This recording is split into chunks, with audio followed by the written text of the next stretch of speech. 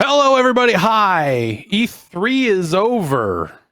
If you want it. Did it start? When did it start? A month and a half ago? It's like 2 weeks. Every time Jeff Keighley sees his shadow, E3 starts. In the month of E3. Yeah. Season of E3. And it's probably not over because Microsoft's got another thing next Thursday or this Thursday. They've got another next Thursday. I thought it was this Thursday. Maybe it's this Thursday. I don't know. Yeah. And then we'll get our Death Stranding director's cut thing in the coming weeks. I believe is what they said around that. So that there's still that threat out there. Hi, I'm Jeff Gerstmann. We're here to wrap up the rest of the show and check out some trailers that maybe we missed along the way, because there were just a handful of other events out there. Now that we're at the end of the show and all that stuff has kind of come and gone, it's a little weird. It's exactly what I expected, but it's still strange in its own way, where you have Capcom having an event and not really saying anything, and then Namco just talking about that Dark Pictures game, which one game. We kind of knew that they were not going to talk about a full lineup in their half-hour slot, but still, it's a little. It's been an interesting. Well, whatever. Look, fuck the show and the structure of the show. It's very easy to get hung up on all that, but I feel like there's like a good handful of games coming out of this that I'm like, yes, these are all games I very much want to see and play more of. So yeah. Good stuff coming out this year. Seems 2022, if those games ship then, looks really good. Yes, yeah. And when they all get delayed to 2023, that'll be an exciting year as well. Too. So hell of a couple years. I have a question. Do you think I was thinking about this earlier today because we were looking through so many of these trailers, right? This is the second night we're doing this sort of trailer, and also showcase. Was there more trailers this year? Was the fact that this was by virtue a streamed E3? Were there just more people making them? I don't know if there are more trailers. All I know is that I've been able to consume all of them very easily, and I think it's because we're just not, running around like insane people, and we're just sitting here like everyone else in the world, right? And that's been kind of great for consuming everything. Imagine that. Imagine not walking to see a trailer. I believe Marino, who's been posting trailers for us, has said that this is maybe the most he's posted. So in terms of trailer posts, it's been a big show. Hey, everybody's doing Thank you. He doesn't know about the update. Did he know did he see the Starfield Elder Scrolls thing? I hope so. That's the only He's Elder Scrolls 6 news that I think we got. I think he's still Post Malone. I hope is still frame by framing the Starfield trailer for information about Elder Scrolls 6. But we can maybe check in with him a little bit later in the show. Well, look, why don't we get into some trailers here? There's a lot. Yeah, I wanted to start things off. This was a trailer that was in the Japanese version of the Nintendo Direct that did not get shown in the US or European version, because these games typically do not come out in these territories, though sometimes English versions end up going out to Southeast Asia. This is Super Robot Wars 30. They're making a new Super Robot Wars for Switch. Dang it. That's crazy. That is nuts. Love that click.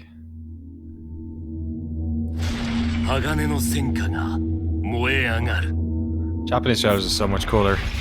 Yeah. They mean it more. 様々なアニメーションに登場したロボットたちが一堂に会するシミュレーション RPG スーパーロボットファイスシリーズ30周年の記念タイトルが登場劇場版マジンガー Z インフィニティ機動戦士ゼータガンダム Get some Gundams. There's all kinds of robots from so many different IPs. 作品の垣根を越えて本作オリジナルのストーリーが展開 Jan popped in to be excited. 30年の時を経て新たなスパロボが始まるスーパーロボット対戦30は2021年発売。 Fuck. Awesome. Yeah. Sure. Okay, All right. So can we get that here? Yeah, Like robots? Anime licensing is a nightmare, is why. But if they end up doing a Southeast Asia version, that's usually where an English version comes out. Right. So you could always try to import it that way. Think So that is called 30. I don't think it's the 30th game in the series. It's the 30th anniversary of the series the series. But also, I bet there's maybe. I would not be shocked if there were more than 30 games in that franchise. There have been so many Super Robot Wars games. Did any of them come out over here? I don't think I've ever played any of those. I don't think. I remember seeing them in magazines an yeah. awful lot, but like I don't know that they ever came out over here. To be honest, traditionally they don't come out over here, but maybe as people in chat are saying, a couple of the GBA ones did. So Okay. Some of those made it over, but yeah, it's a very without licensed characters. Okay, so yeah, all right. They took all the anime out of it. They took all the anime out of the anime game. That's not easy to do. Sorry, Jan. Yeah, the whole point of that game is that No. it's the Gundams. It's all them Gundams exactly. No, that's precisely. That they had put much Gundams in this game. I'm sorry, I keep looking over my shoulder. I've got this 3090 is supposed to finally be showing up, and I'm sitting here refreshing this like UPS map of like and it has 3 lights on it. One is on the road, one is in your area, and one is almost there, and it just flipped to almost there, and it looks like the truck is a couple of blocks away. Do you have to sign for it? House. Yes, I have to sign for it. That's the only reason I'm like giving a shit is because I do have to sign for it. So just let him throw it through the window. Yeah, I would totally, yes, absolutely. Worth it. I mean, it's heavy enough. Like some It would TV's Playhouse definitely- kind of shit. Your delivery driver comes up to your window. Right. Like, here's your 3090. Yeah. Mr. Grossman, got your one breakfast card. Oh, great. Hopefully this one works. Let's stick to some of the stuff Nintendo showed today. This is vying for the coolest thing I think they showed. It's either number 1 or number 2, or number 1 and number 1A. They're doing it. Here's a New new game WarioWare. from the head of a certain company. Did you miss me? Hey? Yes. What do you mean? Who am I? It's me, Wario. And it's finally ready. A brand new game from my The voice, you company. mean? Check it Yeah. out. Yeah. You Voice- will control Yeah. me. It seems Something Time to do this. deeper than normal or something. yeah. Look at More me go. Italian than usual. Whack, rats. More Italian than usual. Check out these chumps. They came back and they have wonderful new Sounds like talents. that guy from Throw that stick thing. I Think You Should Leave, who does like Use the the spinning steering wheel. whatchamacallit. Like, Nailed it's it. kind of like that. Same micro game, different abilities. Yeah. That's neat. Wah, I almost forgot some big Hey. news. 2 people can play together at the same time. Yeah, That is Share big the news. nightmare. Very nice. That's Or it. else. Eh? Not Oh, nice. jeez. All right, you. Yes, you. The one watching this. Better get ready too for real. some Baby. micro game mayhem. Wah! The WarioWare Get It Together game launches exclusively on the Nintendo Switch system September 10th. Pre-orders forget. begin today on Nintendo eShop. Get it together. Get it together. Get it where I like you it. live. So that seems like the big hook there is that you're going to pick a character. You're going to pick one of these WarioWare characters, and they're each going to have slightly different abilities, and so you might complete the micro games in slightly different ways as a result, which is a weird twist on that series. They have not gone that way with it. No, that was and, WarioWare twist actually. oh shit! Right. Yeah. Right. Yeah. Did Right, they say how right. many there were? Because there's a lot of characters in those games. Yeah, I mean, they showed the screenshot, or they showed the shot in the trailer there that looked like a whole lot of them. So I don't know, and maybe they end up breaking down into a handful of different types. Like you got a projectile type and a melee type or something like that. But we'll see kind of how they go with that. Okay, I guess they showed a menu and it was like somewhere between 15 and 20. Looking at chat. Oh wow. Jeff, is that a truck in your yard? Oh, Someone's just stealing the honey bucket. Don't worry about it. I feel like I know I said this during the stream, but I am excited. Well, maybe I'm not excited, but I'm cautiously curious to see what a world is like where like WarioWare is connected to the internet, right? Where like, I don't know. Are they going to just sort of like, quietly update something where we get a thing like, 58 months after this game comes out, or who knows how it's going to go. But like, I'm kind of excited. That seems neat. No, it's Nintendo, Maker. so don't worry. There won't be any meaningful internet capabilities or anything. Timely. Yeah. The game is designed to be played with 2 Joy-Cons, so like the worst possible way to play, with a tiny ass sideways Switch controller in your hand. But yeah, if there was like some cool cross promotion with the Garage Games Maker or whatever it's called, you can make games in there, port them out. Yeah. That'd be maybe they do a WarioWare DIY sequel and let you import them. They won't do that, but boy, wouldn't that be neat? Add Steam Workshop support to WarioWare, please. Yes, let me play as Soundwave and Hatsune Miku in WarioWare. Yeah, through the power of the Steam Workshop, where they give no fucks. This is a longer one. But it seems like one of the bigger things at the show. They put out a kind of deeper look at the multiplayer of Halo Infinite that I have not seen. I would like to check out. And maybe if this thing fails to hold our interest, maybe we punch out early. I don't know. It's like 10 minutes. Nice. But we can do like a thumbs down. Like if we get 4 thumbs down. Like a gong show type mentality. Yeah, I like that. Yeah. Let's play that. All right. Yeah. Also, this would be the perfect time for your graphics card to turn up. Totally. That's why I put it in there. Show me the man cannons, 343.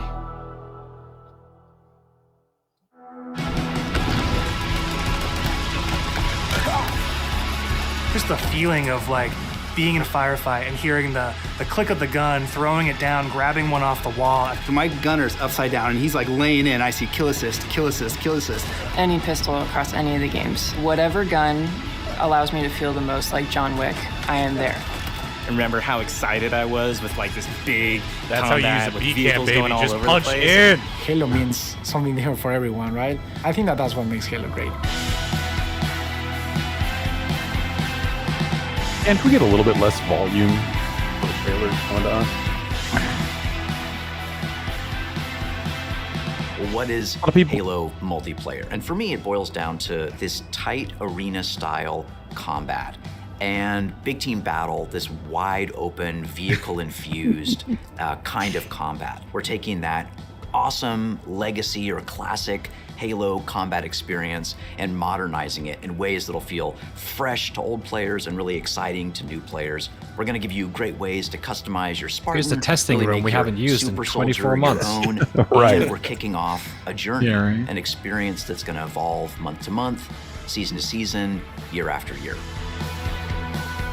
For me, working through this multiplayer of this game, and the toughest challenge I think was really about I forgot that Tom French was there. Respect the legacy of what came before Think us, of him but as still the build something that feels new. We've tried to bring all these elements of legacy and really inject them into Collector of Halo guitar Infinite. pedals. Not just like in a way where you kind of won't notice it, where you feel like, oh, they really designed this to be a celebration of previous Halo, as well as an iteration of where Halo can go next.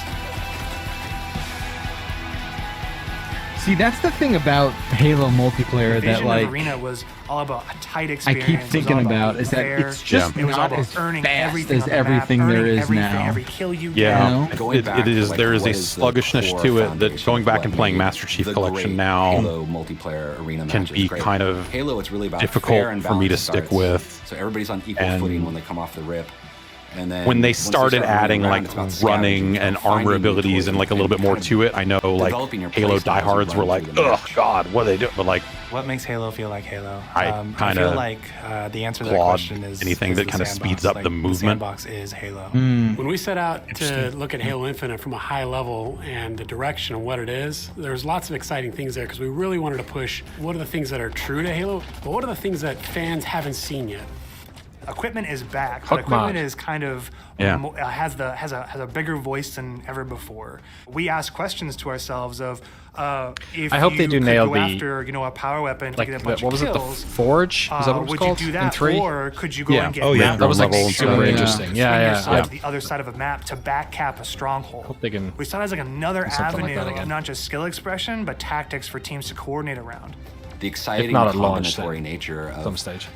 This toy plus this toy and how those interact with objectives is super amazing.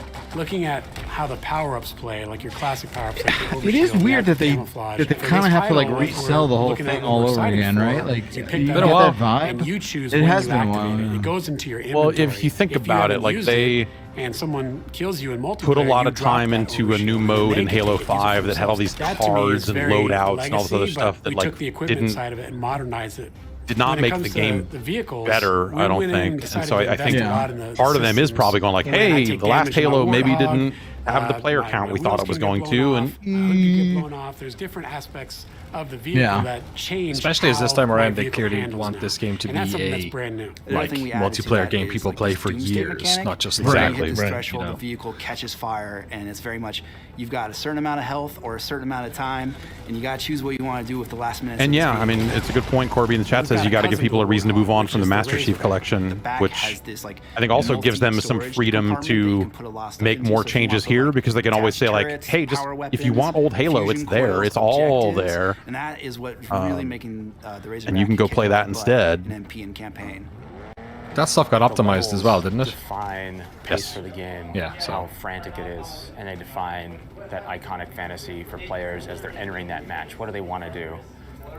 What type of experience? And that's where they introduce the idea of a battle pass that doesn't expire. So you have like cosmetics on a battle pass where like you get one thing per level or whatever, but they just leave them all in there. So like when you gain a level now, and I think in Master Chief Collection, you can choose which battle pass you want to apply that level to, or which unlock you want to get. They don't just say like, oh, if you don't unlock these in these 90 days, they all go away. Like they just left them all in there, which was kind of cool. And I think they're keeping that for this. No longer just spawning at bases anymore. We have Pelicans delivering them, and we have a commander. What do you think? If this game doesn't work, Pelicans are going to be dropping off. What do you think happens? I bet they tweak it till it does. I bet they keep like this is a project that they're going to be working on regardless, right? For a couple of years.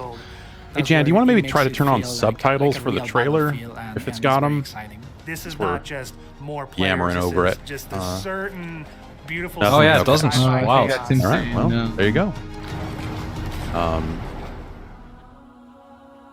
The announcer. Their expression, teabagging's back, baby. Let's go. That's right, but now you have to pay for teabagging cosmetic and stuff. Yeah.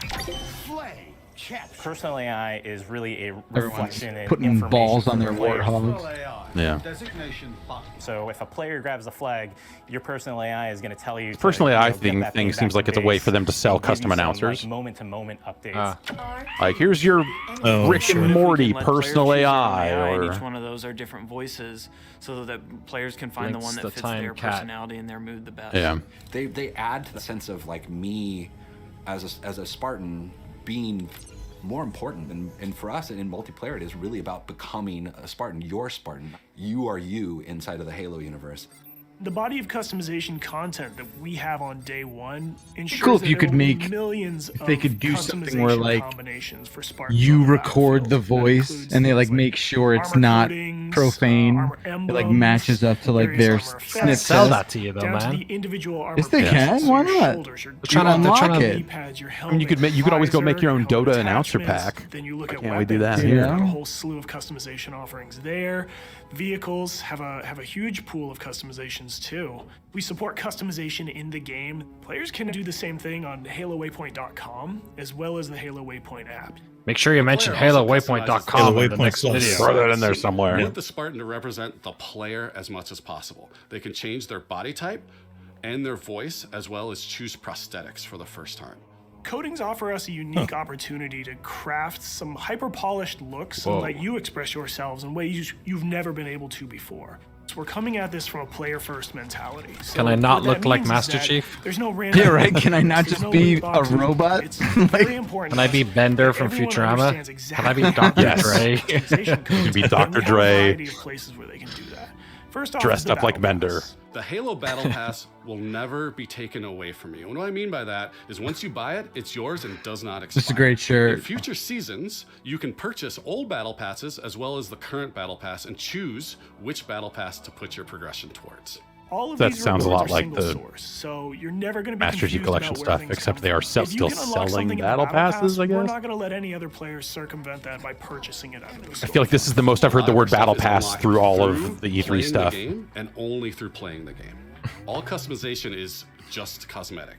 Every season will have its own theme and introduce new components, new looks, new gameplay for players, new opportunities. Just dive out that window, man. Just cool rewards. We've seen the other cars just go. Will break your fall. One of our event. Look at that, Ghost of Tsushima. And that's going to be something Yeah, that they players did. can earn through gameplay. They did samurai style armor like in Halo 3 that they only gave With to. us going free to play for the Only they gave multiplayer, it to like, that was a devs big or goal something. There because, was like some very rare armor. We can always bring players in, right? And they can. That looks we neat. have a new update. They'll just dip their toes in if they even just. Who's got pedals? Not only are we free to play, but we're free to play on PC as well as console. And what that means is we're able to get the biggest audience we've ever had. I mean, everybody gets to play with no barriers. And even better, your progression carries from one platform to the next.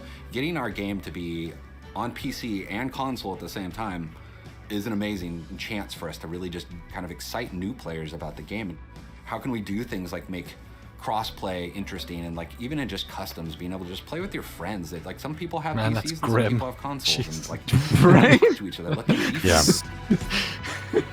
Don't show me that. I don't need to see that. It's just like kind of set up too, like in a way that's not their Academy place. is a place that you can go with an MP to kind of onboard into the experience. It's great for newer players who are still picking up the controls, and also people who want to warm up before they head into matchmaking. It's a series of experiences, both a tutorial to get started for the first time, weapon drills to practice with specific items, and also training mode that you can use to just get warm, explore the game as you want to.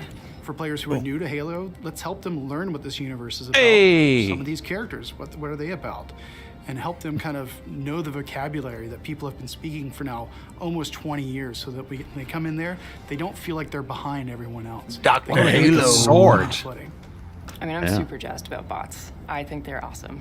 Our goal with bots has been to have I'm very glad they have bots. a variety of Yeah. difficulties that It's kind time. of It's provide time. a good training partner for wherever you're at in the experience.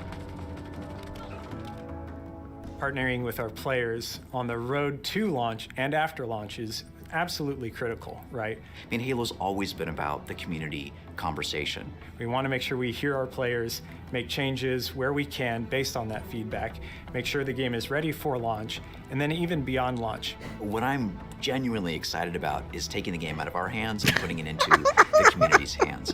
You know, whether it's what people make Fucking and forward, Chekhov's or the delivery content that man they're able to here. create with theater, watching streamers go Clark's, after I'm the sitting game. wearing headphones. I can't even hear You her. go to Yeah. insider.com. Do the one ear, do the one cup and we off. should be able to reach Yeah. out to you. Now I know if why we you wanna wanted invite you to a subtitles. Halo Wasn't for Infinite chat. flight. I Yeah. feel like we've got a pretty good selection at launch and what's going to be there for our fans.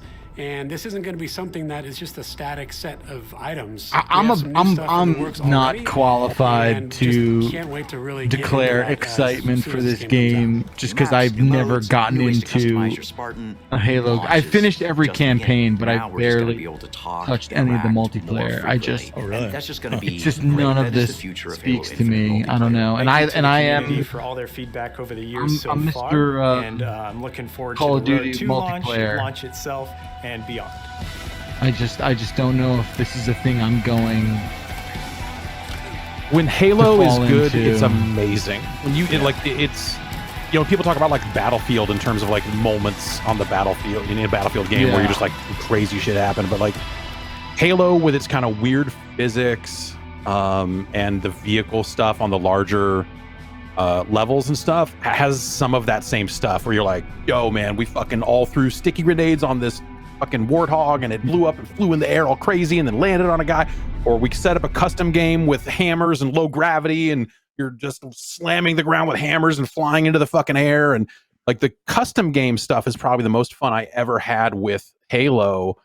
And it was actually honestly the best time. So the best time I ever had with Halo, which is not an experience most people have, was Halo 3 before it came out. I went up to Bungie at the time and for the review event, and like a bunch of us who were reviewing the game after we finished the campaign and all this other stuff, like played a bunch of weird custom game stuff with low grav hammers and just like all the crazy shit, and messed around with the forge and came up with a bunch of nonsense. And it was just super fun. And like they talk about a sandbox, and I think that's true in terms of how the game is, but I think the larger sandbox of like, let me get in there and monkey around with the modes and do a bunch of different weird stuff, and like there's really a lot there. And I'm with you where like I haven't really, like I said, I think like the standard pace of Halo multiplayer of that era is just a little too slow for me. Like just the Master Chief just plods a little too much for my tastes. Yeah. And especially these days,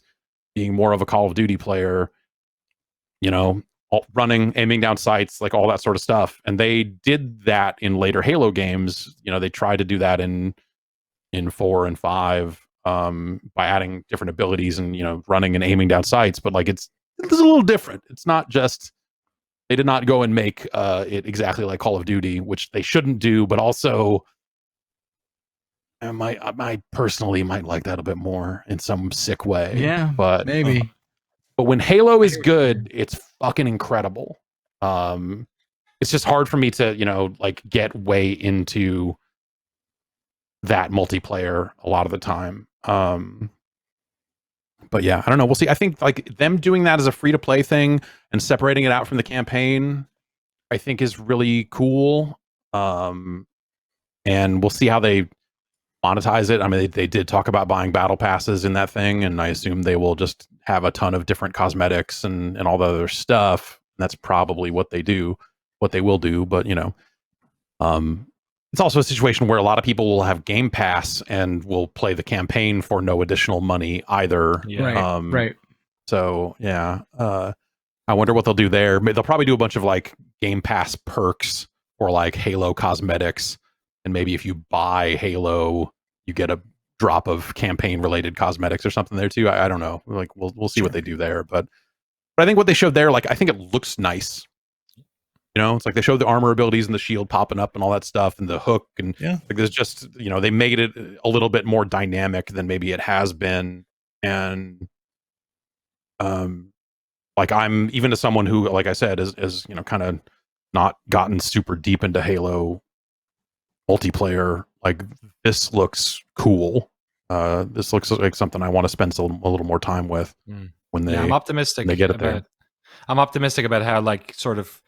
It's had like plotted sometimes when developers talk about the community that way, but I'm optimistic that they're putting in tools, like they were even referring to them as tools, and like different weapons and different modes and lots of, you know, variability, and hopefully handing some of that control over to the community to allow those sort of like, you know, emergent moments to happen within the community where somebody finds like a really cool mode. Because like, as much as that was a thing back in whatever it was, because I remember that with Halo 3 as well.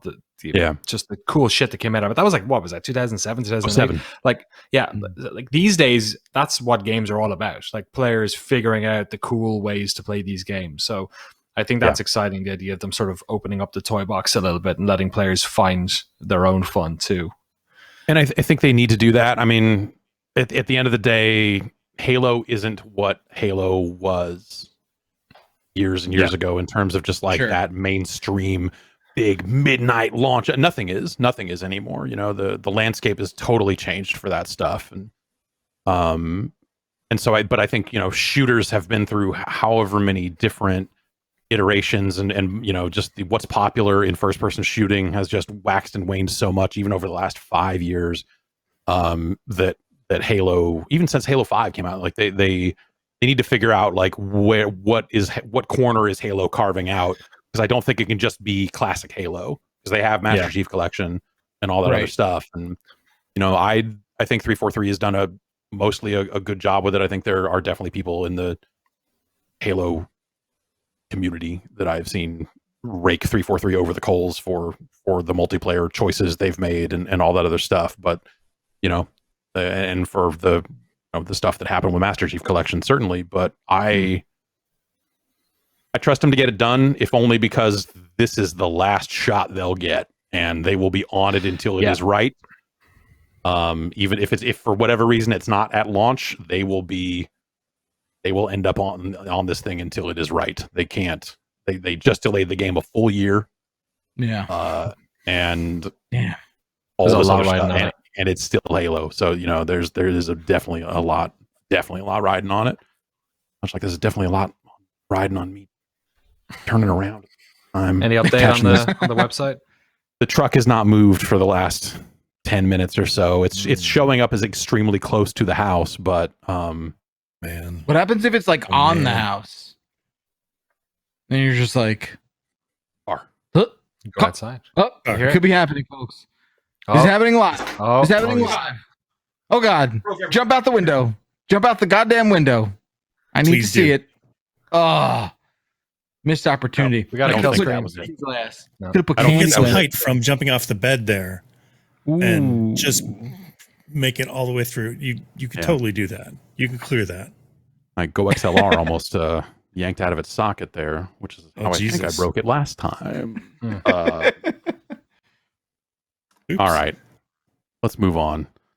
Yeah. Also, it's a billion degrees. It's gonna be like 97 degrees an hour in tomorrow or the day after or something. It's going crazy. All right, skateboarding. It's hot. Everyone loves it. Halo's back. Skateboarding is back. They go hand in hand. Tony Hawk 3. They announced it. Tony Hawk Halo. Yeah. If only. Oh God. Ollie Ollie World. I like the other Ollie Ollie games and want to see what this one is all about. I heard some mixed reactions to this trailer, but okay. But I want to see it for myself, damn it. It's 3D, first of all. Yeah. Oh, take it back. Oh, wow. Well, it's polygonal.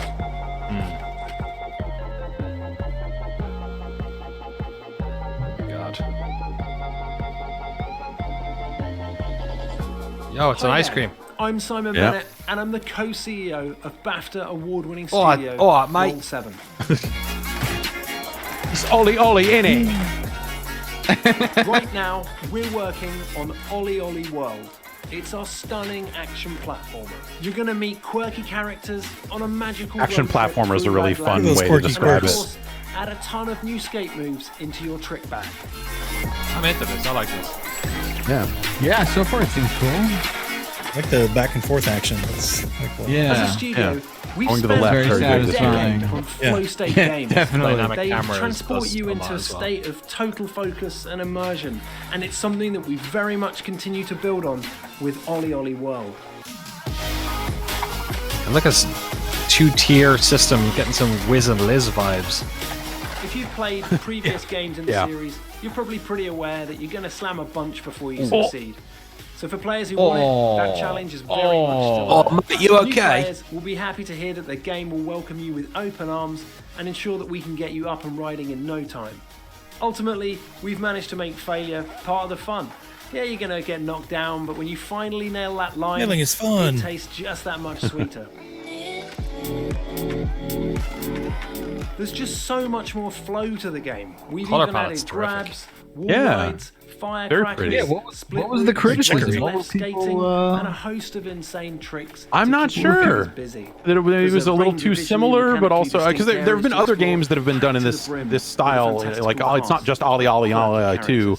Like there have been a couple of other side-scrolling Tony Hawk-alikes over the years.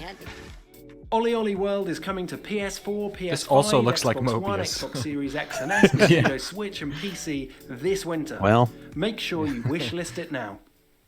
Cool. That's it. Wishlist now, baby. Yeah, that looks pretty nice. Yeah, I remember playing. I think Ollie Ollie 1 was the first game I played on the Vita after I got a Vita with one of those janky video outs on it. Yeah, and was trying to capture. Yeah, I was trying to capture footage on it, and it not working well because the Vita capture solution was janky AF. Yep.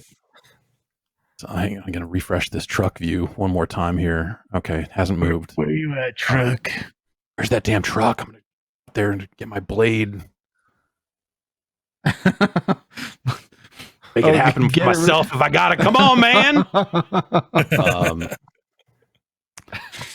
Super Drink Bros was a name that jumped out at me. No. And a screenshot that jumped out at me. So I threw it on this list. This is not Soda Drinker Pro. Okay. I believe so. The Soda Drinker Pro people are involved in some kind of Baryshnikov live show. More about that later. We'll talk about that some other time. This is something. What is the most powerful drink around the world? Oh, it's a Jason game. Okay. Finally, some fighting game representation here. Yeah. Oh, fight with your fists. Enter your name in its God. What is this quote from? I know, right? Nothing. Fucking nonsense. Pepsi versus Coke. Let's fucking figure it out finally. What the fuck am I looking at? I don't know. Oh yeah, let's put him in a house, right? I feel very uncertain about what this game actually is, right? Like, it's beautiful fireball. I love how like underhand softball the labels just say player. Yeah. Like, what the fuck? That drink's got a gun. I mean, I assume it's multiplayer on multiple console because you wouldn't want to play 2-player local from this perspective. Nope. Wouldn't you, Jeff? No. Is that the whole? It goes bad enough when you're playing on the backcourt in a tennis game. Also, is that why is there an apostrophe there? God damn it! I don't. That means that even a real game for the bro. I don't get it. What's happening? That apostrophe is just violence. You see it, you're like, what are you doing? We're not doing anything. A very aggressive reaction to that. Oh my god! Also, Shadow's that asking music about Boba DLC. Yeah. Oh, nice. That music made me want to commit crimes. Limited edition. Yeah. Too. The voiceover was my favorite part. Was that pulled from some old movie or something? I don't know. I think it was pulled from someone's butthole. Is what it was pulled from. Oh, that worked. Jeff, that worked. Whoa, getting salty on the East Coast. What time is it Reach over in there? there and Salting hour. pull out some Late out there. Yeah. 10:40. Yeah. Enough of it. He's had enough of this shit. Yeah. Well, let's keep it moving then, I guess. I don't drink soda, damn it. Okay. That's the truck. Truck is here. That's the truck. The truck is here. You watch this Blood Rain trailer. I'm gonna go see about this. Don't do that to us. I heard some UPS tires squeak. Jump go out do the it. Window. Yeah, damn it! He said he's not gonna do it. Gotta get rid of this E3 juice before E3 is over. No, not this again. What is this? There was a Blood Rain that was released on, I want to say on the Vita. That was 2D like this. I'll find your is this a Laura Bailey piece of that? What the hell is that sound? Oh. How about you shut up and let me do my job? Hey, what's up, Posty? Troy Baker. Yeah, Posty.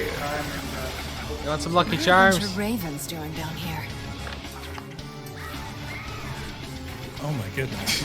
I mean, Posty likes it. I gotta disagree. Punishing. Hard pass for me. It's no Elder Scrolls 6, but yeah, you know, Posty will does take the what job, he I can get guess. at this point.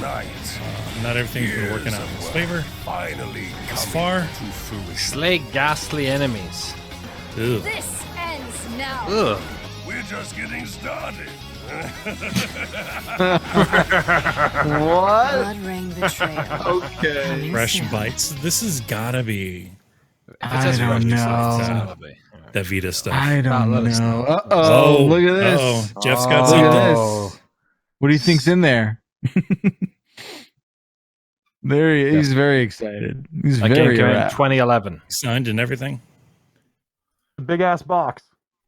Big ass Open it up. box for a big ass car. I hope it works. How Now did you have Blood to Rain stream look? the install. They're remaking. It looks like it did back that in the 2D Vita game. days. Yeah. Yeah. That was not good. It was not. Yeah, it was like that game. I remember seeing it before it came out and thinking, "Geez, man, this looks killer." And then it came out, and I was like, "This did not end up good." It turns out. No, it was a no bueno. no bueno game. It was very novel at the time. Yeah. Don't cut yourself. See that? Careful. Okay.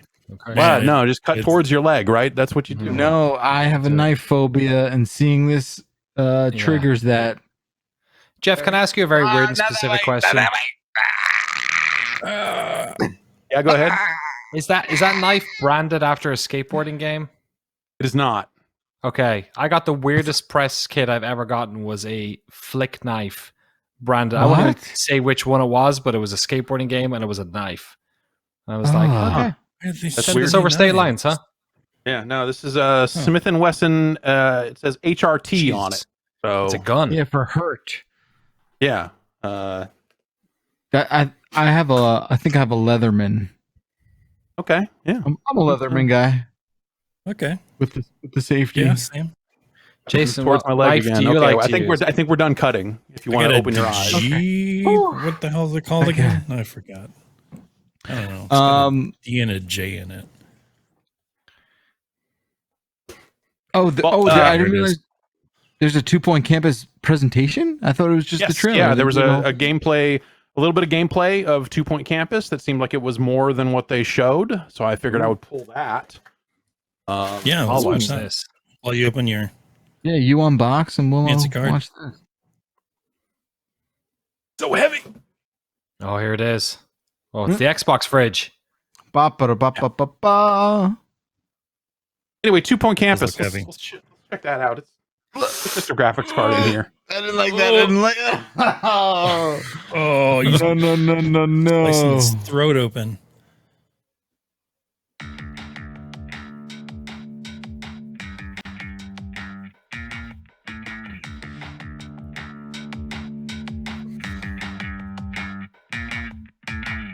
Introducing 2 Point Campus.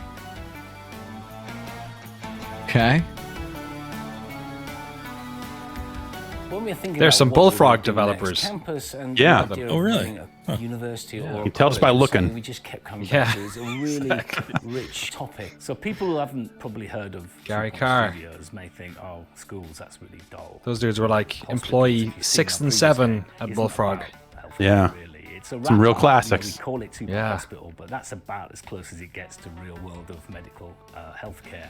Campus is taking everything we learned from 2 Point Hospital and taking it to the next level. The important thing was for us to give the player a canvas that they could completely create themselves. In Campus, you start with this blank plot of land. We've got something called the Smart Brush, for example, which allows you to drag interesting shaped pathways. If you want to that's cool.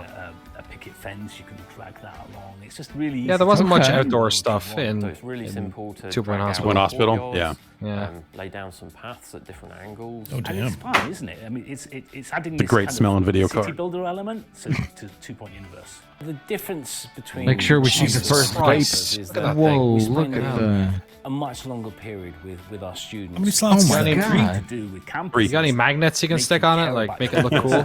You know, the idea of these interesting and different Oh my courses God. are going to attract interesting and different students. So there's a night school, horrible pun, but night school, you got it. You're gonna train knights of they the did. realm. So They it explained won't it. be Finally. stuffy, normal, boring stuff. Yeah. You go to sleep at Thanks for unpacking that. Interesting stuff. Yeah. All right, so I'm gonna go install this. I'll see you guys later. Yeah. Yeah, so not a ton. I mean, just a little bit more like actual gameplay and stuff, like showing some of that action. Seemed like it was worth taking a look at there. Yeah, it looks neat. It doesn't look all that different to the way 2 Point Hospital worked, which to me tells me that game is sold enough that they're like, we have an audience for this type of game. Let's do another version of this type of game. So yeah, it's pretty awesome. I give it 2 I'm points super happy for instead of those 2. guys because that's it's a long time between hospital games, and it seemed to have worked out for them. So it's neat. I hope this stupid graphics card works, because if now I have 2 broken ones, or there's actually a larger problem with this computer and it wasn't the card. Ooh, that's going to be a problem. All right. You can always change the name of the stream, Jeff. You know. Yeah, it's fine. Just I can't stream and install this card at the same time unless there's an NDI client for iOS. If I can get an NDI out of iOS into my stream machine, I could actually do that. But I don't know if that exists or not. Anyway, we can worry about that later because it's time to go to school. You thought 2 Point Campus was school. You thought Halo Academy was school. But no, we're going to go to accounting school now. We're going to go to spreadsheet school. And we're going to learn how to, I think, launder ISK. We're going to launder some ISK here with EVE Online. This sounds like a lot, and I want to know more about the EVE Online Academy. No one talks about EVE anymore. You don't hear it come up the way it used to. So maybe this is something where they're like, we have got to find a way to get new players into EVE because it's only getting less approachable. And boy, oh boy, we should figure something out. I assume that's what the attempt is here. But let's take a look at whatever EVE Online Academy is. New recruits, on behalf of Concord, I would like to welcome you to EVE Online's Academy. Great job. Nice. So far. I'm quite amazed that you actually managed to get past those pirates earlier. You're about to take on an adventure. Did he flub that line? A little bit. It's up to you if you work with them or against them.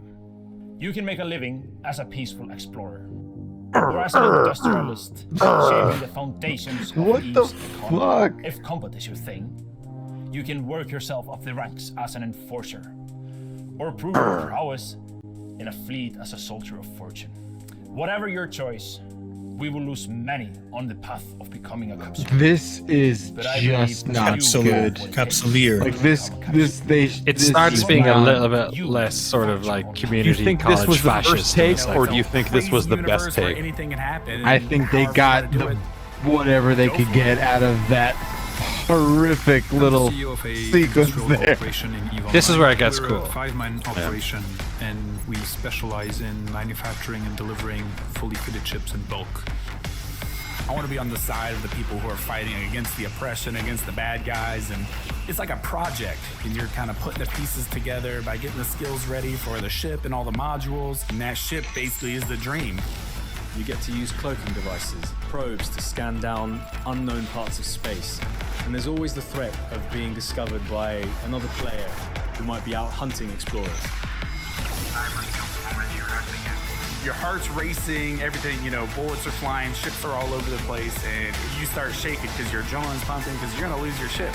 You're keying into a jar, you're sitting at your computer for 30 hours straight while a battle slows down to 1 frame every 5 minutes, all... You're waiting till the Russian team goes asleep so you can cut off their internet and then steal their ship. Man, exactly. That's the EVE Online Academy I want to go to. The one that comes like, all right, here's how you shut off power to someone's house. Like, it's so intense. Player, and my god! Yeah, the second Empires of EVE book had a successful Kickstarter and delivered a couple of months ago. So if you care about EVE but you don't want to play EVE, I highly recommend those books. They're so good. It's just there's something so special about those games. But you're right. Like there must be some impetus now after whatever it's been 16 years of this thing that they're trying to get new blood in here.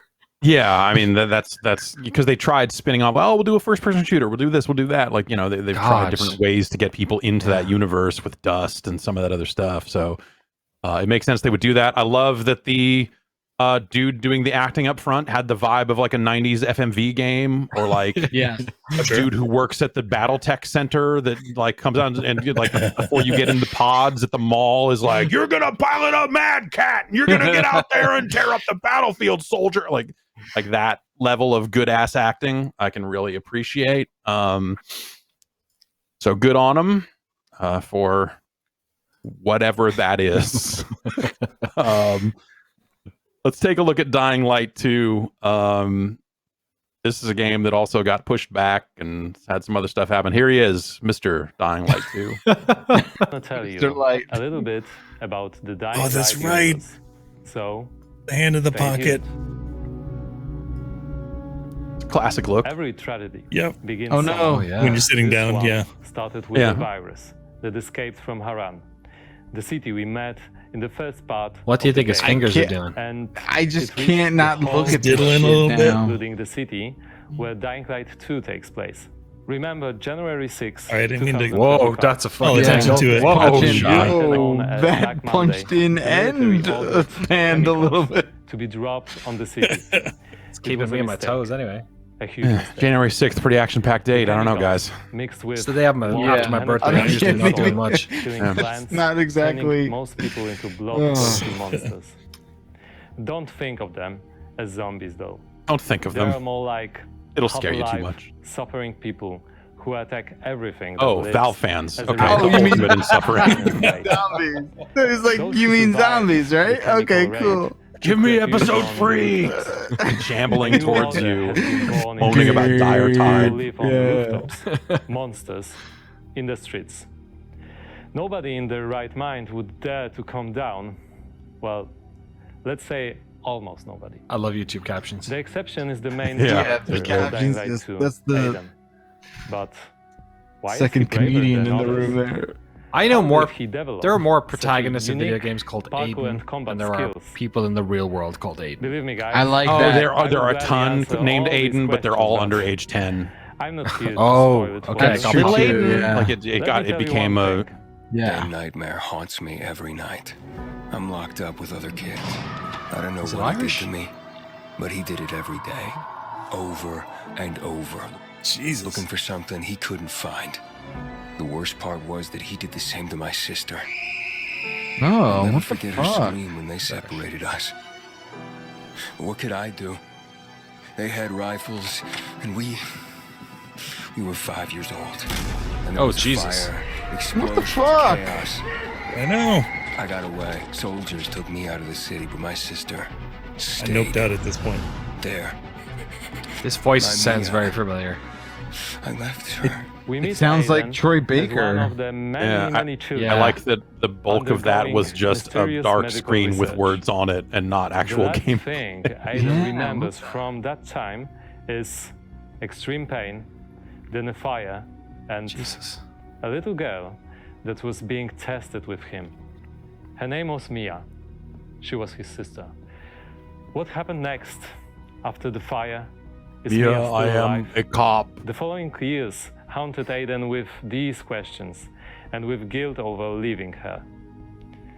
Moreover, Mia is the only answer to the question who Aiden really is. Now in 2036, we meet Aiden when, for the first time during his pilgrimage, he finds a clue about how to find his sister. Aiden's path My to the iconic truth hat. is It's been tough, here all along. full of challenges and adventures. The difficult choices to make as well as their consequences await you. You're going to discover them all in December 2021. Okay. Okay. Happy Christmas. Did the first Dying Light do the family stuff like that? Like, did it lean into that? I don't remember the story of it much, other than I just Yeah. remember cool ass parkour stuff, and then it got to be nighttime, and that was always rough. Right, the nighttime was the wrong time. Yeah, It's a fair question that Grondoth asks in the chat when he says, "Didn't Dying Light 2 already come out?" Yeah, yeah.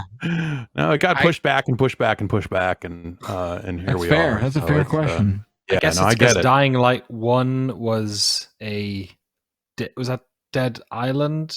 Wasn't that the same devs?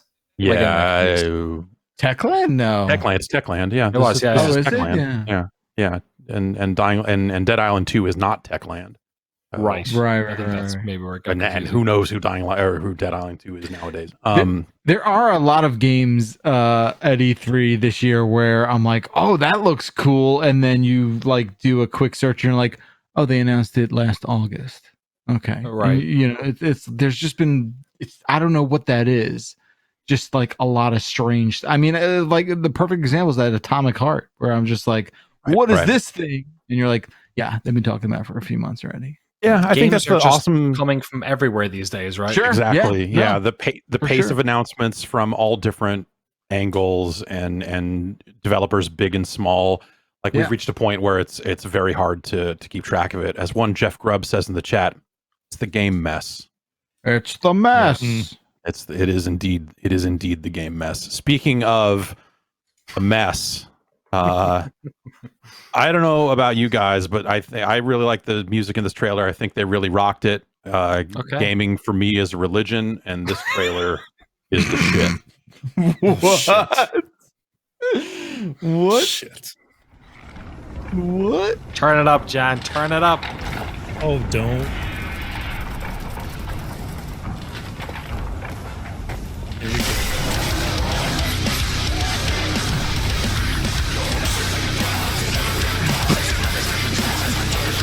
What is happening?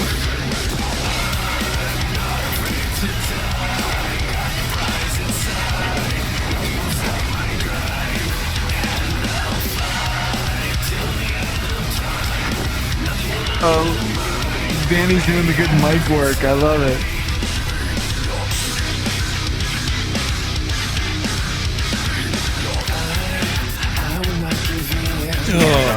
Oh no! This is not coming back the way 80s music is coming back. It is not. Bakersfield's best, baby. No!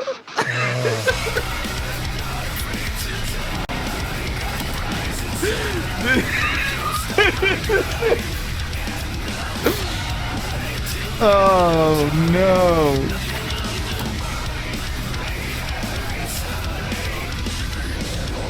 Ace 2, baby, let's go. Yeah.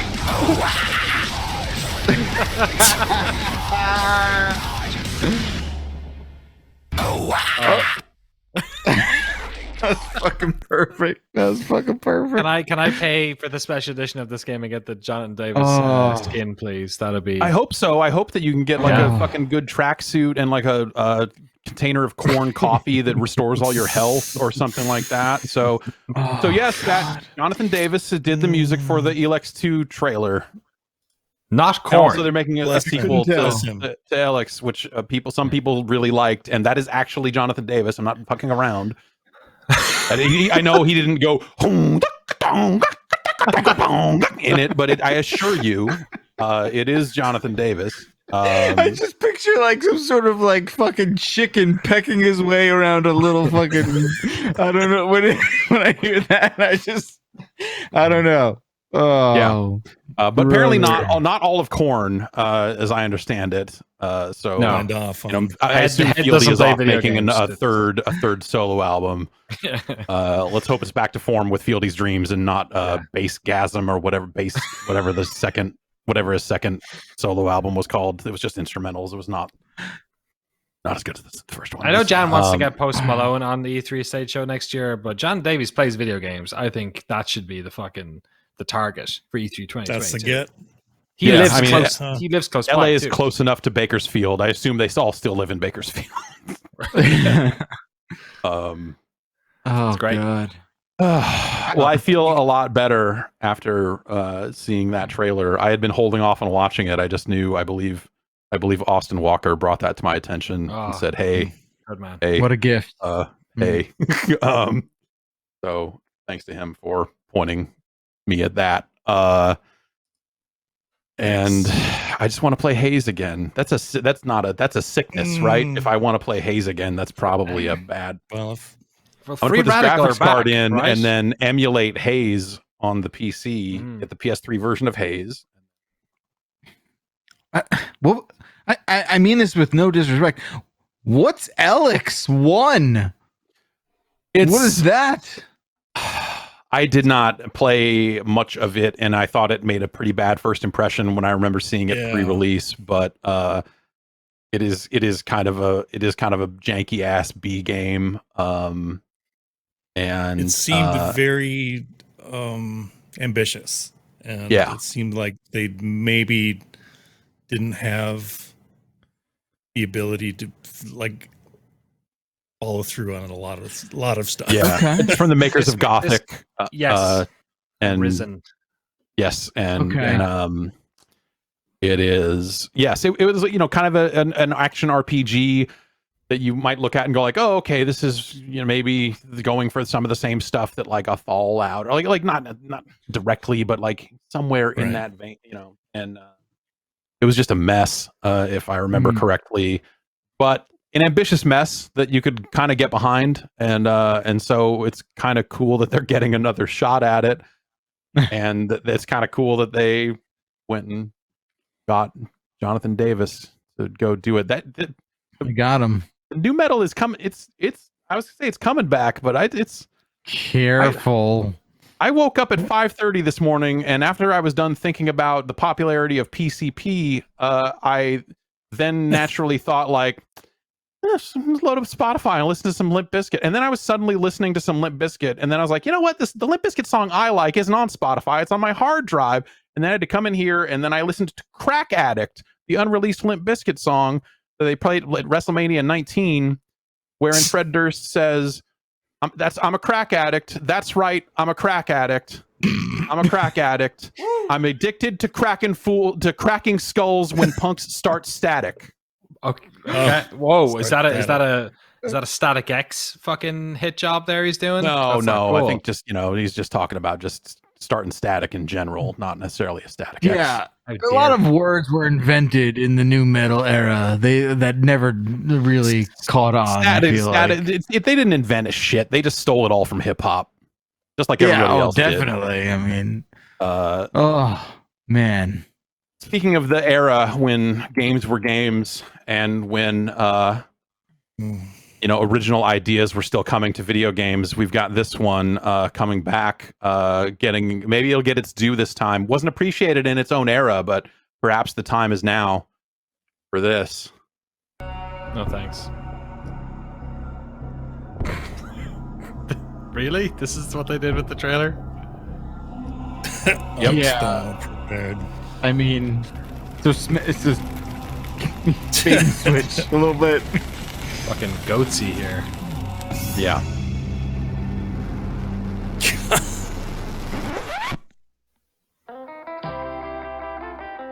Oh, virus and everything, huh? All right, cute. Fasten your seatbelts, because I'm about to turn this story over to you. If you didn't know what this game was, Should you accept what the it? fuck do you Here's to get see these here? That's me. I had no idea. I had no idea what this game was. Yeah. It's fucking terrible. Holy shit. For lunch, can I buy you lunch? It's just crazy that they're like leaning into the fact that like we made the first like sexual assault compliance like corporate slideshow, and now it's like a thing. Yeah. So they're gonna put out Plumbers Don't Wear Ties, the 3DO and PC game from like 93, 94, somewhere around there. They're putting that game out on like PS4, PS5, Switch, PC again. I can't believe it's coming out in PS5. Right? It's not even an FMV game. It's not an FMV game. It's a static image game. It's more static. It's in Carta. More static, yeah. Exactly. But it is. You need an MPC to play this game. You need probably a double speed CD-ROM drive to. Oof. To 2x. get this one going. Yeah. And they're putting it out digitally and physically, I believe. So you don't have to have a copy of it around your house for someone to find and go, "What the fuck is wrong with you?" I think the physical copy is the more offensive situation here. A little bit. Yeah. Like you probably got have a the tie nerve. with that though, right? You probably got something. Oh yeah, it's limited run. Yeah, they'll probably do some. You get that and a restraining order in the box. Yeah. People will stream it, right? Like a whole generation of folks who are like, "What the fuck is this?" It is on the list of games you cannot stream to Twitch. Just because it's terrible. Not even the content. Yeah, just there's the worst. Wow. Oh, Yeah, what's that? What else is on that list? A lot of Steam I forget. games. Yeah, no, it's Is, every Night Trap third on that Steam list? game. Yeah, no, Night I don't Trap believe was- Night Trap is on was that it list. not? Right. There's nothing. Phantasmagoria, objectionable. probably. Oh, maybe. Yeah, Oh, yeah, yeah? It's got Is actual nudity, right? It's Oh, got there's sexual yeah. assault in it. Okay, yeah. Guy Game, obviously. Well, obviously, Guy Christ's Game. sake, yeah. All right, from strength to strength is how this stream rolls. We've got Plumbers No More Ties, and now we've got the Intellivision keynote. I don't think we're going to watch this whole thing because it's pretty We can't long. watch this whole thing. I actually did watch this live, and really, I did because I just kind of had it on like in a browser on my upper monitor, just sort of doing my own thing. Yeah, we can scrub through this atrocity. Okay, I just want to see the cornhole section. You know me. Yeah. What? Hi, I'm Tommy Tallarico, and what an honor it is for Intellivision to be a part of this year's E3. I want to personally thank paid for the slot. It's not an honor. You paid them to do it. We have seen some incredible stuff. And you paid, and you didn't pay for lights or microphone. Yeah, paid for a day 3 morning slot. Like, wait. He listen to what he says about himself here. All time, including things like Disney's Aladdin, Earthworm Jim, Tony Hawk Pro Skater, Metroid Prime, Guitar Hero. I'm even the guy who did the oof sound for Roblox. That's in there because that was recently like lawsuit material because they used it without permission. My mother's very proud. And so there was a Roblox Tommy Tallarico beef there for a while. Oh, brother. Now, amico is the Italian word for friend, and that's basically for a sound guy, they have him in a pretty echoey room. Games around. That friendship, that multiplayer, that couch co-op experience. See, when I was growing up, we didn't have the internet to play video games, so if you wanted to You're kidding. If you wanted porn, you had to go out to the forest and look for But hey, video games are better now, and so now we have the internet, and that's cool, right? Oh wait, we're not going to take advantage of it. Fondest memories of playing games were when you were playing with other people in the same room together. He's not wrong. What we're all about. Now, look, I'm going to be honest. For a lot of these you out actors there having a great watching time. this, I'm not going to impress you with our teraflops and gigawatts and screaming processor and incredible lifelike graphics. Screams? That's not what Tommy, we're about. you like those things to be What we quiet. are is a really simple, fun party machine that you can bring out. Be a people's party machine exclusively for the Intellivision Amico. Who isn't into gaming as much as you are? Maybe grandma comes over. There's an idea here that is sound. Yes. That's the weirdest thing. Like, it is. See, all of our games. Jeff, we were talking about the Gizmondo earlier on the Bombcast. I'm fucking buying this thing for that reason. I need this. To do it. Yeah. In television, we've assembled an incredible, passionate team of game makers who have 600 years experience. David Perry. Come on, not a white guy. We're gonna get not a white guy. Your mustache is here. Dave Perry's there. People together Ireland represent. and having simple fun. In fact, we've designed our hardware entirely around those two things. So, for example, our controller and is audio. really unique. It has I love how like one of those labels was HDMI. Wow, really? So, dang. little hints. For example, Taking here in risks Shark there. Whoever's in last place, it will Shark. vibrate because we have haptic as well, and then it shows. we got haptic. See, like, there's so many weird, like, almost ADR, like, cut-in things that are just so strange with this, dude. Yeah. A screen on every single controller gives you a lot of really cool and unique abilities. You could do a fun football game where you call plays on the screen, just like the Dreamcast. Has their cards they can hide in a game like Spades. And here you'll see it on Farkle, another one. It's a sound idea. It's been proven out in other situations. You can shake it and you'll feel the vibration. We have haptic feedback. And watch, you pour it out. Boom, and the dice pour right out on it's kind of cool. It's not casual games. This feels. How is this happening in 2021? This is like since 2005. Oh, it's going to be 2022 by the time Cornhole is here for the people. Where's Cornhole? Where is Cornhole? Look at this fucking. That was the Elex 2 song. iPod 1. It's the weird thing about his presentation too, and I hate to keep knocking on the guy, but like after I press down, everything he says is just sort of like a side note, like, oh yeah, we're like doing that too. Yeah. That's and the controller does 64 positions, and someone shark, you can do this, and we can now play. It's like they just turned on the camera and just said, like, all right, Tommy, go. And we have an hour of SD card for you here, bud. Cool feature that we incorporated is wireless contact charging. So once you're done with your I feel like I'm watching an infomercial at 2 a.m. It's that energy. Like, in a even big infomercials way. are better produced than this now. Yeah. LED lighting all throughout the console itself. Super Stardust, baby, let's go. And all of the controllers. We also have RFID. Oh my god, it's got RGB. This thing, I cannot believe how amazingly weird this thing is. I want it so bad. Yeah. How is this real? We need to buy as many as we can. This is amazing. For sure. It's a 4-player game. At any point during the game, somebody can pick up a controller and just hit the ship they want and go right into the game at any point. God. Now, for all you collectors, That's not a out there, feature, like, jump in.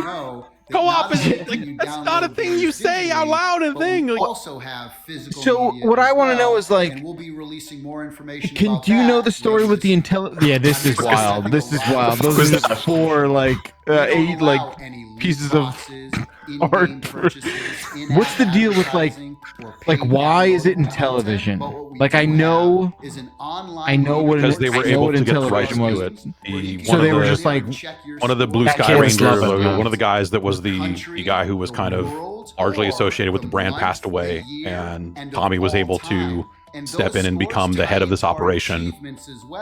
And the thinking is like people, I think, I don't know, 50 and older are going to have some sort of brand recognition with that. Well, that's why they also call it the Amico, because that sounds almost like a bootleg Nintendo name. I keep writing it with 2 eyes because in my head they're trying to trade off of some Nintendo stuff so hard that all of them contain a single and multiplayer or couch co-op mode, and all the games on our system. And the demands they're making to developers in terms of like, all the games on our system do this. It's like, okay, so you're just like forcing developers to support all this other stuff. Like you're just drawing boxes around them. I love Night Stalker, and some of the things we have, for example, I would play a new Night Stalker a little bit, probably. Atari, like Breakout, Asteroids, Tempest, Missile Command. That's not Asteroid. Burger Time and Bump and Jump, and even some of the best Intellivision games from the past,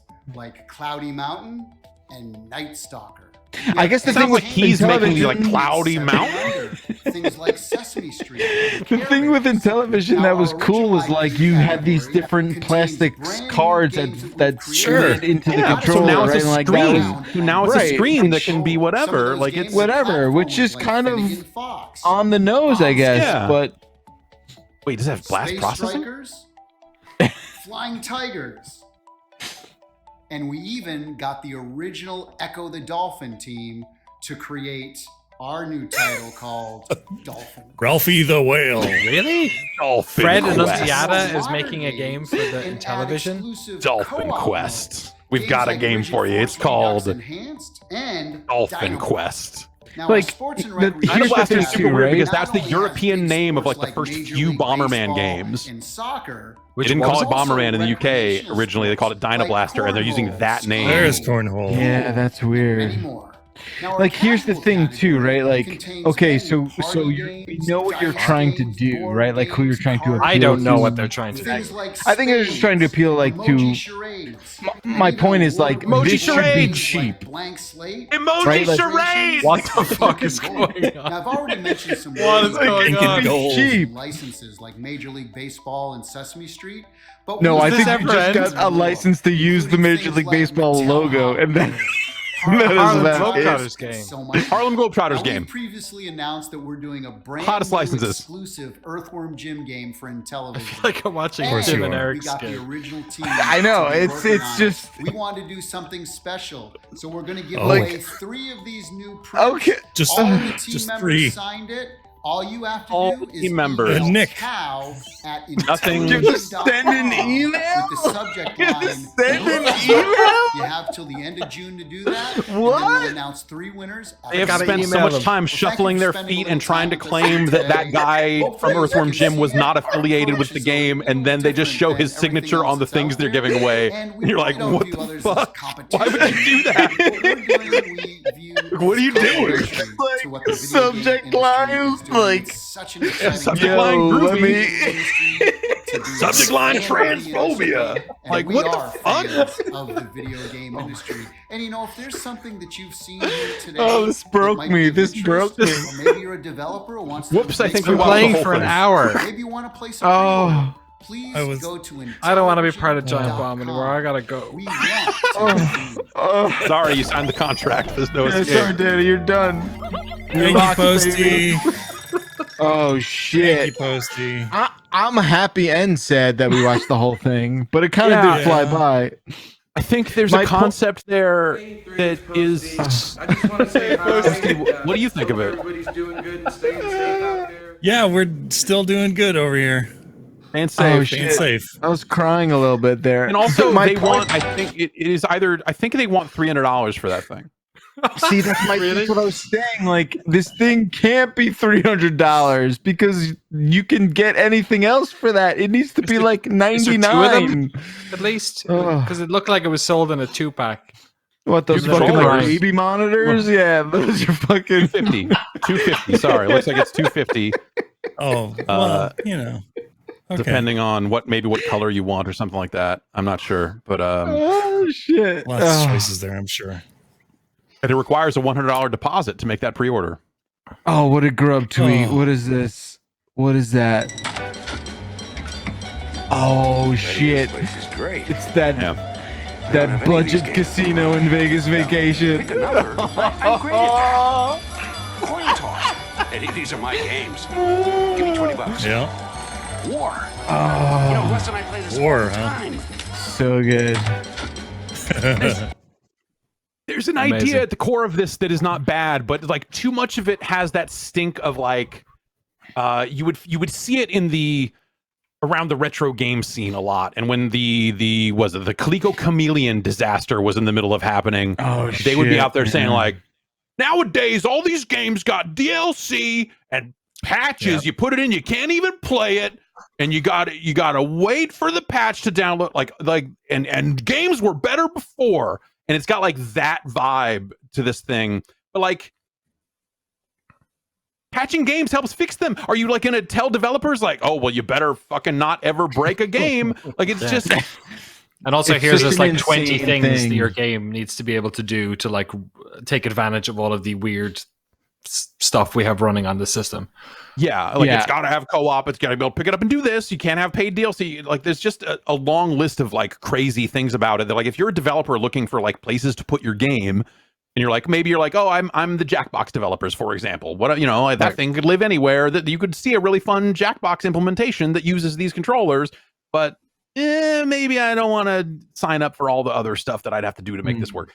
Like I don't know. Like it just doesn't. It does not. Like the pitch doesn't sound super developer friendly. I think they've also tried to establish a price range for games that seems like alarmingly low in a way that you're like, who's going to recoup on this thing?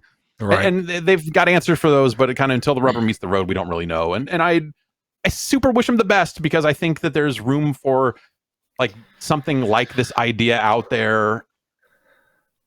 But then you're just like, all right, we got Cornhole, we got Dolphin Quest. We got a version of Burger Time. Like, hey, okay, I fucking love Burger Time, but also I don't know. Okay. If it's that much money, like that's the thing. Like the cost of entry is that high. Like, what's the install base on this thing? And then they're selling games that cheap. It just seems. Yeah, I don't understand who hears about this thing and buys it, because who hears about this thing? Well, they'd have to market it in such a mainstream way. Like I think the people that are going to buy this are like people my age and weird collectors that are going to be like, yeah, I would play a new Night Stalker. That looked kind of cool. But like, that's not going to get them where they want to go. How do you... It's just, the whole thing is so bizarre, and I wish them the best, but also, what the fuck? Yeah, so I don't know. Like it just like the discussion around the Amico sounds a lot like, again, a bunch of people who have been playing games for 3 decades or more, talking to each other about like, yeah, I'm gonna get it, and like, but because they're like, I remember playing Shark and liking it. And the other thing, here's okay, I want to get real. Here's the other thing. Yeah. The Intellivision, feel free. Sucks. It fucking sucks. The original Intellivision sucks. That controller is fucking dog shit. They put the dots and the zeros in their score font, and that was like kind of weird and stuck out. But like, god damn it, man, the Intellivision fucking sucks shit. It's a bad platform. I like Astro Smash more than anyone should, but like compared to the other platforms of its time, the ColecoVision, for example, and goddamn the Atari fucking 2600. Hell, I'd take a Fairchild Channel F over that fucking thing. Oh, nice. He said it. There it is. The controller on the Intellivision is fucking garbage. They had it's a terrible play, and it had the little pop-in cards that you could do, like the Jaguar had. The Jaguar had those later, and you're like, this is still a bad idea. I'm still losing these.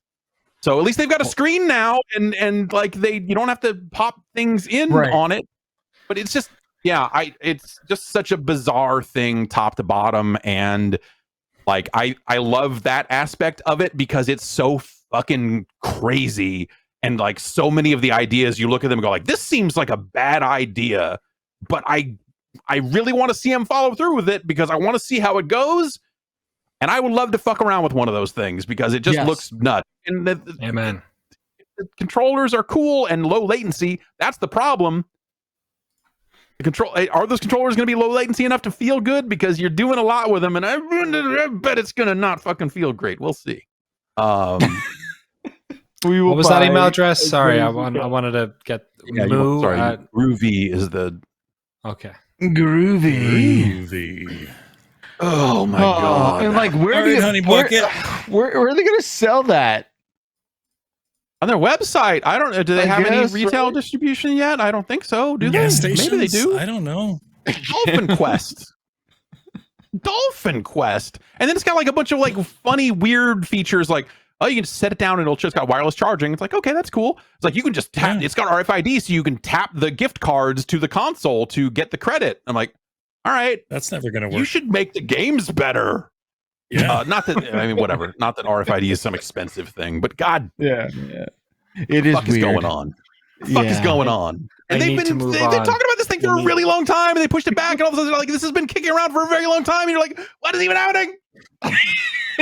Very, very proud and lucky to be here at E3. That's all. We're very proud. Very lucky. Very lucky. They were selling the slots. You bought a slot. Did you bid one? You didn't have to outbid Sega. They weren't coming. Oh. You didn't have to outbid the Atari VCS. Apparently that thing's in fucking stores, if you could believe that. No, it's fucking not. Can't be, right? Oh, god damn it. I love it. I love that they're doing it. It looks like a nightmare. It looks like a god damn it, I love that they're doing it. Night Stalker looks good, but I always liked Night Stalker. I'm sick in the head. But I like the Atari 2600 version of Night Stalker. You didn't have to play it on the fucking Intellivision controller. Piece of goddamn trash. I'm taking it down. Didn't they have like the corded wires, right? Weren't they like the coiled like? Yes, yeah, I think you're right. Yeah, it was like coiled hell wire coming off of that. Oh my god! You were like, "Oh, this is great." Here we answer the phone. I wish them the best. I hope that they pull this off. It is a wild idea, and in some weird world where this like totally works, I hope it works. I hope I'm wrong. I always hope I'm wrong when it comes to shit like this. I hope this comes out and fucking knocks your goddamn socks off. And you're like, man, they got the Echo of the Dolphin team to make a new Dolphin game, and they call it fucking Dolphin Quest. And you know what? It's sick as fuck. That'd be the craziest thing if that happened. That'd be so exciting. That'd be so exciting if Dolphin Quest was fucking amazing, and you're like, holy shit. Blew my balls out of my asshole. Dolphin Quest is so good. This is the cornhole experience I've been waiting a lifetime for. Ooh. I am on Start a Ed- musical Ed genre based Annunziata's- off the music of Dolphin Quest. We're gonna Vaporwave is back. It's forget Echo Jams. We're making Quest Jams now. Quest Jams. Anyway. Oh my god. Next up. Next up. The impossible. How do we follow? I don't know what this that is. up? I don't know what Unsighted is. I don't know where it came from. I put it on here. Okay. Yeah, I think the trailer kind of speaks for itself. Does it have a It's dolphin in it? There's no dolphins as far as I know. There we There's go. It's got violence and violence blood. and blood. Okay. All right, let's roll it. This had very much the vibe of like a crosscode or hyper light drifter. This is from Humble Games. This is called Unsighted. Was this on the Humble Direct? There's a lot of systems going on here, and there's like perfect blocks, and there's melee combat and range combat. There's a lot going on. It seems pretty awesome. Music's good. There's a demo available for this on Humble right now, apparently. Yep, and on Steam.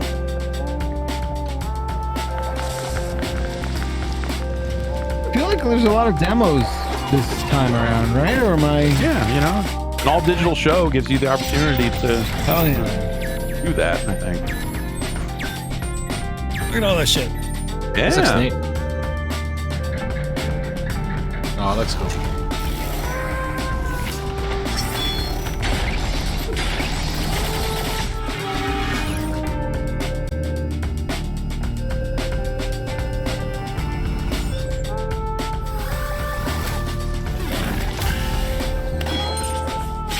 Perfect block. Yeah.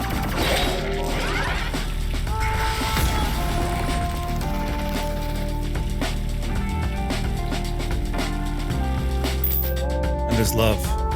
And love bloom on the Unsighted field. That looks neat. Tough not to move to that music, man. Yeah. Yeah. It's real nice.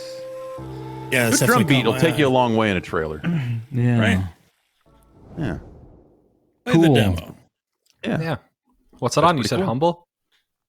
It's on the It's demos Humble on Steam Joint, as so well. it's Steam. Oh, it is Steam. Okay. Yeah. I'll check that out. Cool. This next one, I feel like a dope.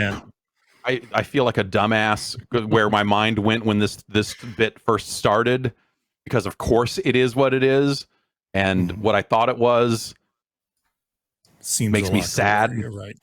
But also it's on me for assuming that it would be what I thought. Go ahead and play it. This is Smash Brothers. Like, okay, this morning when this thing started and I saw this, I was like, for whatever reason, my mind immediately went to like, they're gonna put Tekken on the Switch and they're gonna put Ganon in it. That's fucking crazy. But Ganon's dead. Uh, That's not a good way to showcase him. I don't know why your mind went there. They would throw That's him in there and crazy. he would come out in his other form or something, you know? It'd be like a cool thing. But look at that. But of course the thing they're doing is this, and This is a good bit. This is a good bit. And god damn it, this is the only fighting game announcements that I got during the entirety of E3. So I will take what I can get. I just love that Volcano is his go-to for getting rid of people. Right? Yeah, like that is a funny bit for sure. I haven't seen the reaction of the Smash players to this. I assume it's negative because they hate every DLC announcement, right? Especially when it's a classic fighting game character. I did my like God. this. Gone. Where he's just murder. Yeah, he's like, fuck this guy. Fuck That's this good. guy. He's good. That in there. Yeah, get out of your arms. Smash players call him a Shoto. That's fucking hilarious. Oh god. That's fucking What's hilarious. a Shoto? It's like a Ryu or Ken, Ryu and like Ken. that style of. Uppercut, fireball, Tatsu, but he has none of those. That is not what. Oh, he's kinda got Kazuya a- does. He's got an uppercut, but Yeah, it's a purple one.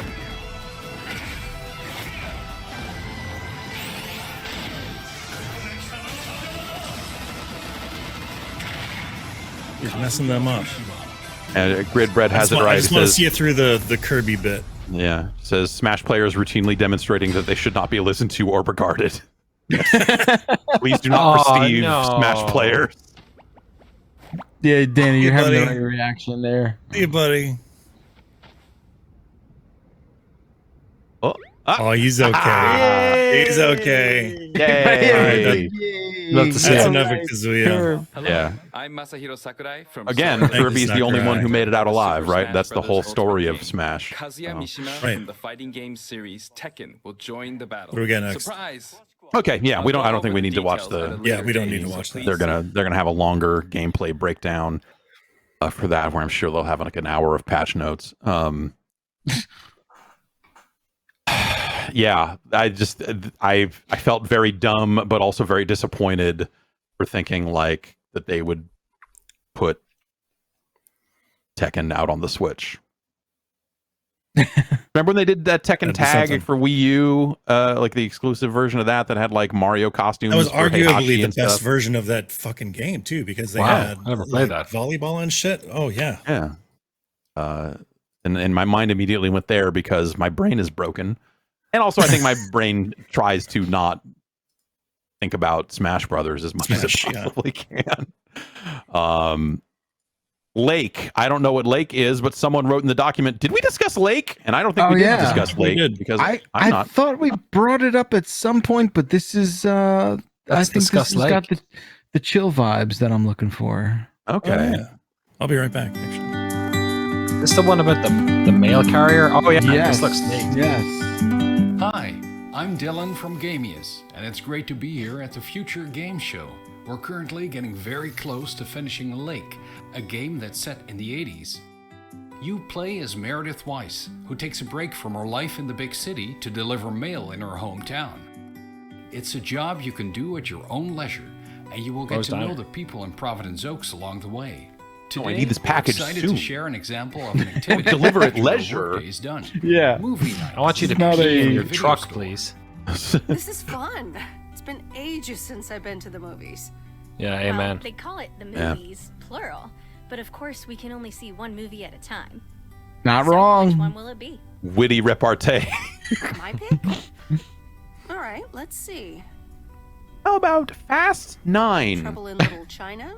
Oh, Velvet, licensed films. Or The Great Mouse Detective?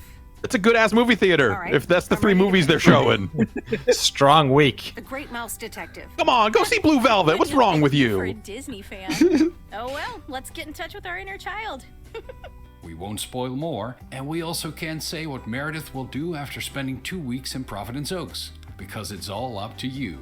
Lake is coming first to Xbox and PC this September 1st. Thanks for watching, and enjoy the rest of the show. I just want to deliver some mail. Yeah. Hang out at Lake. I just want to watch Blue Velvet now. Right? Yeah, I wonder. Yeah. It's hard to look at stuff like that and not immediately think like, yeah, but where's the darkness gonna? Right. Like, when is the mail gonna be evil and demonic? Right. Devil mail. Maybe there's SARS in some of them. You gotta make sure there's no powder in them. Kind of shake Yeah, around a little bit. this is the anthrax one. Oh, that's what it was. Sorry, anthrax. Yeah. He put SARS in a package. Oh, God. Shit. Loopmancer is a great name. Yeah, this is cool. For a video game. This game I know looks cool. nothing about it other than that's a good ass name for a game. Big year for loops. We got Loop Hero. Like we're already been a good year for loops. So let's check out Loopmancer.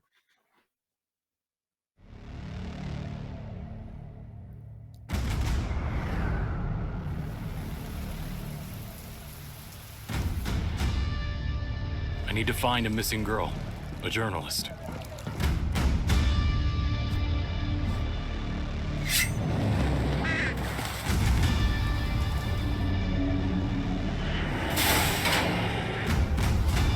But she's met a lot of resistance.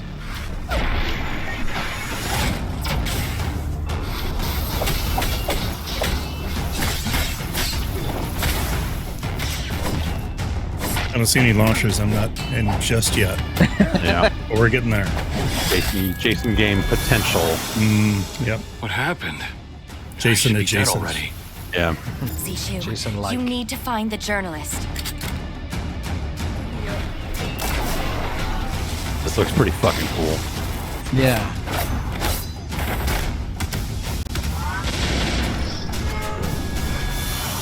What the hell is going on? Seems I'm trapped in some kind of death loop. Whoa. This place is not Careful what it now. used to be. Bethesda will come knocking. But this one's coming to Xbox. Someone's gonna I get need to figure out what is going on.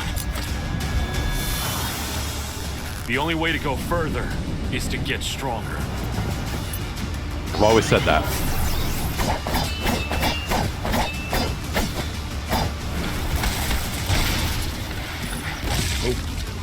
Hook my baby. Every day. Big grappling hook season, for sure. Turns out doing cool movement stuff in video games never goes out of style. Right. Yeah.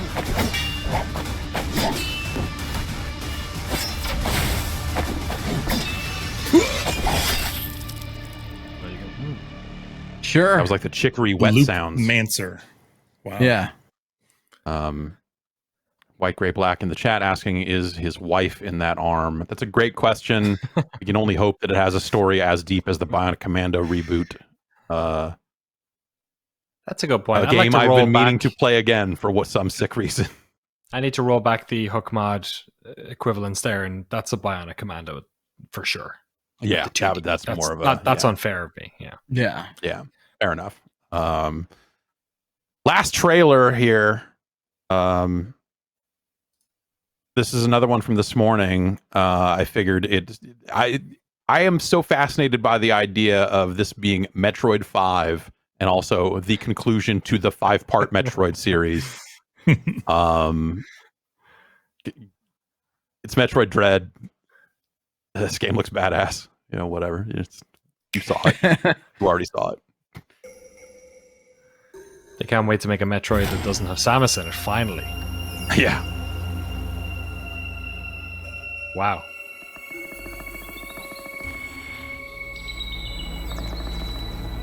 Other M not included in this continuity.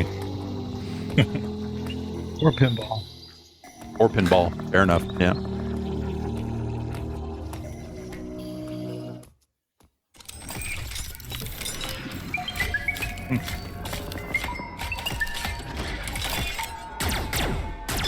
Here's Emmy, the robot.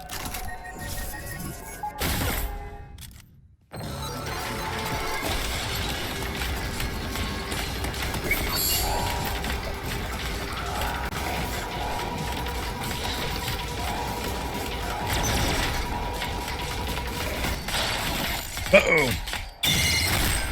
Ah, that's bad.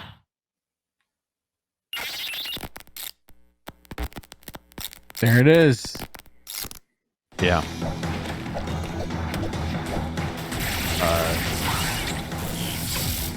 Just looks like they're making a good-ass Metroid game. Yeah. Hope so. I didn't like their last one. Fusion? I wasn't really... Not a big yeah. Or was it Fusion or was it... I forget. Zero Mission Mercury come after Steam Fusion? one. Or yeah, I think it was Fusion. I wasn't that big on their... No, they did the Castlevania remake too, handhelds. right? Yeah. Yeah.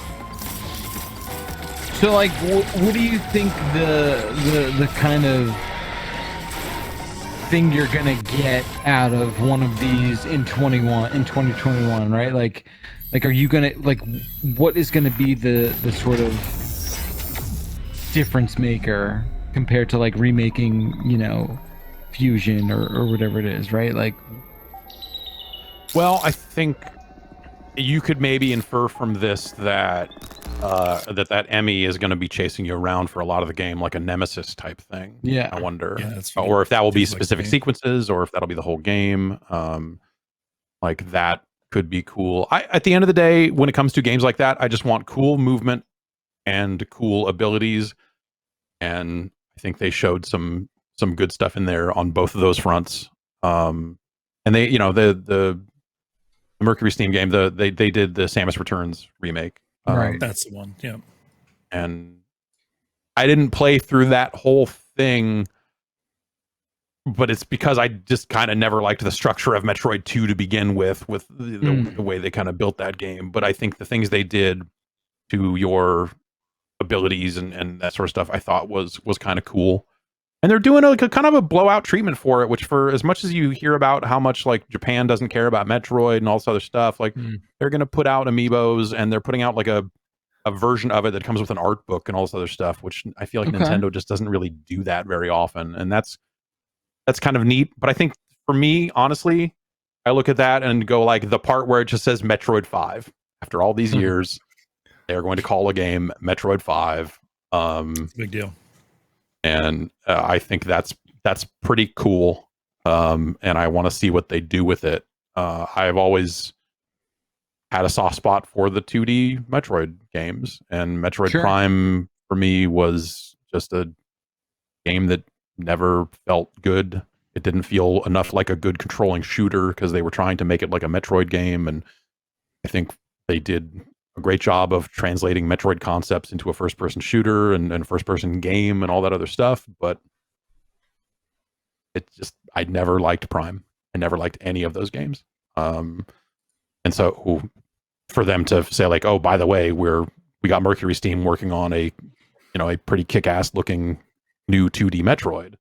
Like, that's a good surprise. It's good excitement. That's what I want out of an E3, is like, here's some crazy shit.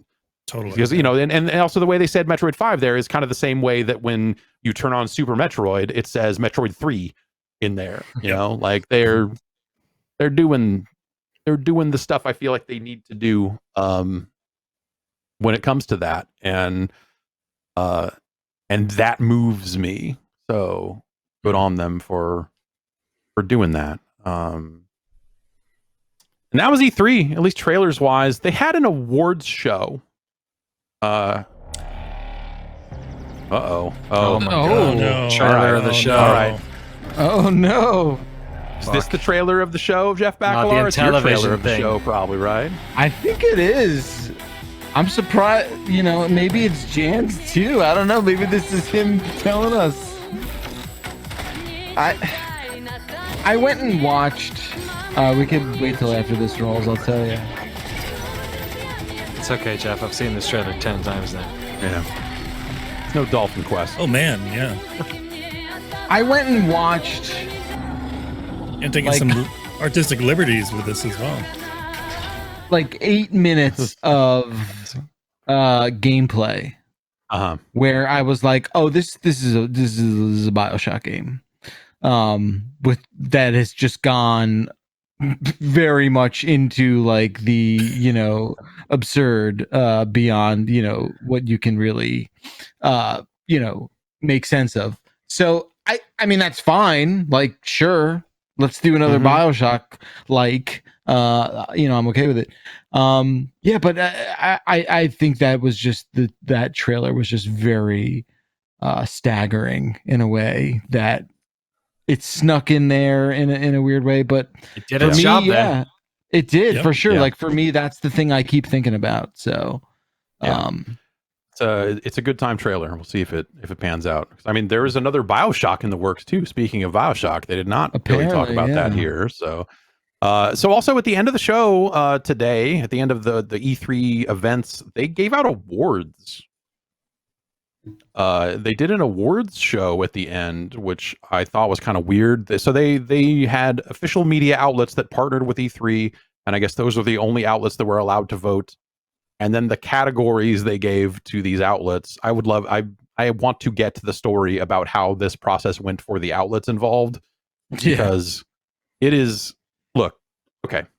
There are a lot of people who think that giving awards to unreleased games is nonsense. Just full stop, right? But I feel like if you get more outlets doing it, I feel like the Game Critics Awards that were traditionally associated with E3, which, disclosure, Nightbomb has been on that panel for a number of years. I think at least puts it in proper context, and you go like, hey, these games need to be playable. It's got to be this. It's got to be that. And that within those confines, these were the coolest things we saw. But I've always approached that from like, but the game might suck. We don't, at the end of the day, who knows? Right. So this just feels weird where you got like the 6 outlets, 2 of which were IGN and IGN China, and GameSpot and PC Gamer and Game Bonfire and Games Radar Plus, were the outlets participating in the voting. And they carved out categories for most of the companies that chose to sign on for events here, and meaning they paid for the slots, and then you get an award no matter what, I guess. Yeah. So Namco's not on this list, and they had an event, so I don't know. So Capcom showed like one new thing, and boy, they won an award for the great Ace Attorney Chronicles. Gearbox showed a game, and guess what? Guess what won most anticipated Gearbox game? Guess which one won most anticipated Gearbox game? The game? Brothers in Arms. It was Tiny Tina's Wonderlands. I know. I'm surprised. Yeah. And then they also did separate ones for like indie games and for like individual shows, like the PC gaming show. So like, what's the best game that PC Gamer got to be a part of their show? Which is what is, they're carving out such a strange. Did the Amico win any awards? You're asking in the chat. Asteroids is the most anticipated Intellivision game of the show. The fucking gerrymandering going on here is like beyond belief. So they sent this out as part of a press release earlier today, and this is the list of winners. And so Microsoft had Halo win for its Halo won the Xbox One, but then Forza won the overall, which is Dolphin Quest was robbed. I'm telling you, Dolphin Quest was robbed. But again, we don't know if there were restrictions. Maybe Dolphin Quest wasn't playable. So I don't know. Like, did Michael Hyam have to like play a bunch of games down there? Like, I gotta get him on here. We need this story. Like, I need to know what the fuck happened down there, because it's just so strange. And just the idea, like, it is the ultimate like participation award of just like, you had a show, so you get an award. Right. And now, thing to watch when these games start coming out. Which of them will market either on the back of the box or in some kind of campaign if they pay for it? Award-winning E3 game of show contender, like most anticipated award-winning, like, which is a real shame. Crazy, because like at E3, I feel like when you go around the booths, you know, every publication slaps up their E3. Sure. But like they dole them out, you know what I mean? Like GameSpot gave away a lot of those, and IGN did, and you know they'd be everyone would have them like their photographs after the show was all slapped up there. So, you know, given that, not many people are getting awards in this scenario, and certainly not lots of multiple awards or anything. And I think there's absolutely a way to do an award show around E3. Like I said, we have been part of some voting for some E3 awards for years, but this is crazy, where you've got like a small subsection of outlets that you've carved out as official partners, whatever that means, and then most of your awards, you've got like, you know, hey, here's the best showcase, here's the overall winner, and then just the rest of the awards are like, what's the most anticipated game for each company that showed stuff, and but it's most anticipated voted by the press. Most anticipated always feels like it's a viewer voted thing. It absolutely should be. Yeah. And then it's just a popularity contest and all this other stuff. And someone pointing out Elden Ring. Remember, Elden Ring was shown at the Keighley show, which is not ESA affiliated and thus not eligible for anything. Also, would Starfield not win? I feel the Bethesda Xbox one also in that case. Apparently, these 6 outlets voted for Halo as out of that show, and then also picked Forza for the overall. And maybe those games were playable in some context. Like maybe there are restrictions around these awards that we're just not being made aware of. Forza won the overall, and I think that's very strange show. Yeah, it looks cool. It's a good look. Forza looks good. I'm very excited about it. I think Halo as well, but yeah, I don't know. I don't know. I don't know what went on down there. I want to know. Just a very strange. Like when they announced the show schedule and they said they had show awards, I was like, what the heck? And then they put out a press release pre-show that implied that they were going to give out most anticipated on a per company basis. Yeah. And that sounded bad. And I was like, surely it can't be that bad. Jeff Keighley breathes a sigh of relief. Yeah, dodged a bullet, I guess, on that one. This to me ties into what does E3 look like next year and all this other stuff. Yeah. And all that stuff. The Game Critics Awards existed before Keighley ran them, and if he's not going to be affiliated with the show, I'm not sure what happens to that stuff. If someone else takes up the mantle to run it for an E3 award showcase, or because that was always a much wider array of publications that were a part of it, as opposed to the ones that are like official media partners with the ESA. So it just seems like everyone who did business with the ESA here got something out of this in some weird way. And I just part of the package. Yeah, and I feel like everyone involved could have done better at structuring this. I just think it's a super bad look, and I think that I want to see if any of these winners use it for marketing purposes, because I think this is an even flimsier award than I think E3 awards normally are, and those get on the back of boxes all the time. Congratulations to Asteroids, though. It's pretty cool. Yeah, Asteroids. It was a pretty stiff. I mean, they got a burger time. Wasn't on my radar, but now. Yeah, I would have thought that, the Dolphin Quest would have taken it, if not Night Stalker, but Asteroids it is. Yeah, I don't know. I don't mean to end I don't mean to end on a down note, but like that's just such a bizarre turn of events that I'm just like, what is happening? Maybe we need an official correspondent to weigh in on this. Can we see our official E3 correspondent? Does he?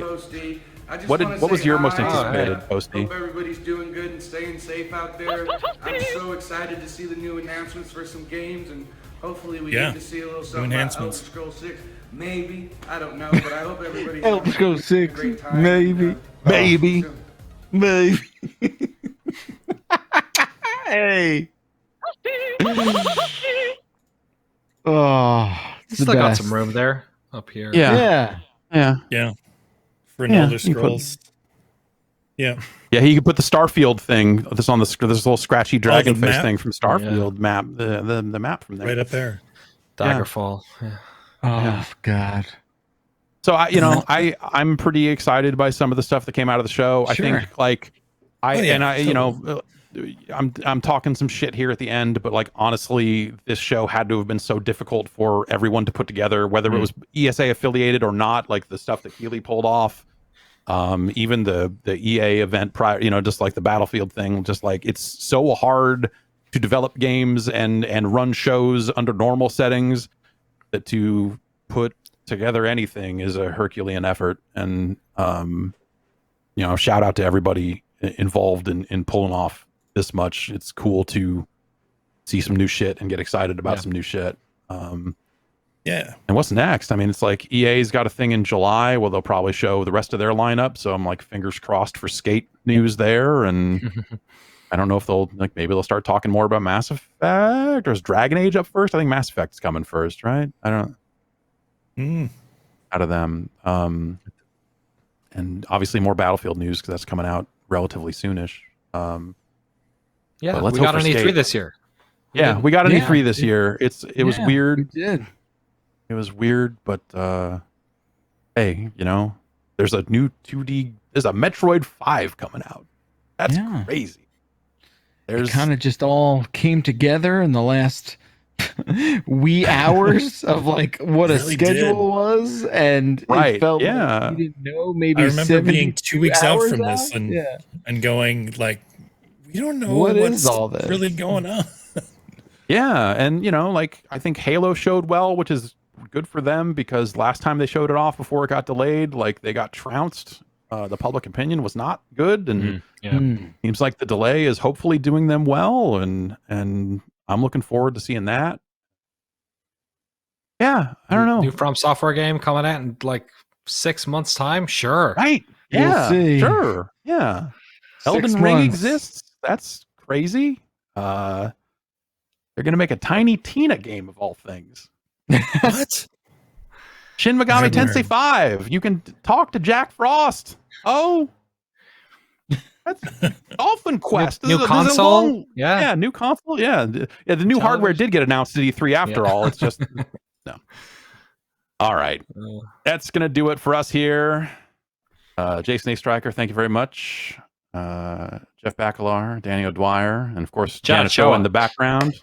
Yeah. The show on the rails. There he is. Thank you, Posty. And thank you, Jan. Bam. Yep. Bam. There it is. Bam. Bam. And that was E3. Oh, thanks everybody for hanging out. I think on the Twitch chat I'm gonna raid some, but who should I raid? Who's on? What are the options? Let's see. Voidburger's on. Let's raid Voidburger.